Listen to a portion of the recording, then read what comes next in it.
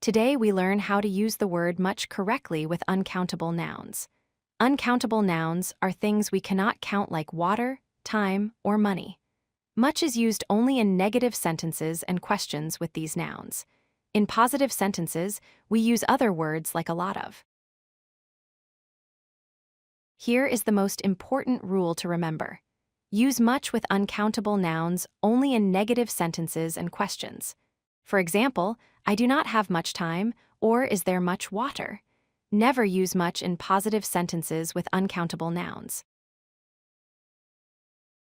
In negative sentences, much works perfectly with uncountable nouns. Look at these examples. I do not have much time. There is not much water left. She does not eat much sugar. Notice how much shows a small amount in these negative statements. In questions, much is also correct with uncountable nouns.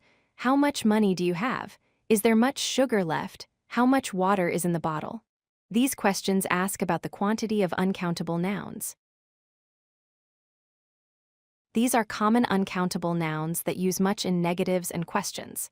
Time, water, money, sugar, milk, rice, bread, coffee, information, advice, furniture, luggage.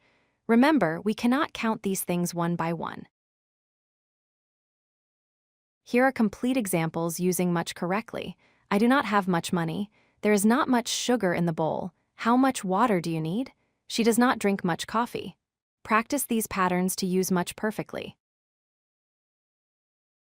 Now practice filling in much where needed. There is not much blank in the fridge. The word is milk. How much blank do you have? The word is money. I do not eat much blank. The word is sugar. Think about the answers as we move to the next slide. Here are the correct answers. There is not much milk in the fridge. How much money do you have? I do not eat much sugar. Perfect. Now you know exactly when and how to use much with uncountable nouns in negative sentences and questions. If you like this video, hit that like button and don't forget to subscribe. Visit codelucky.com for more such useful content.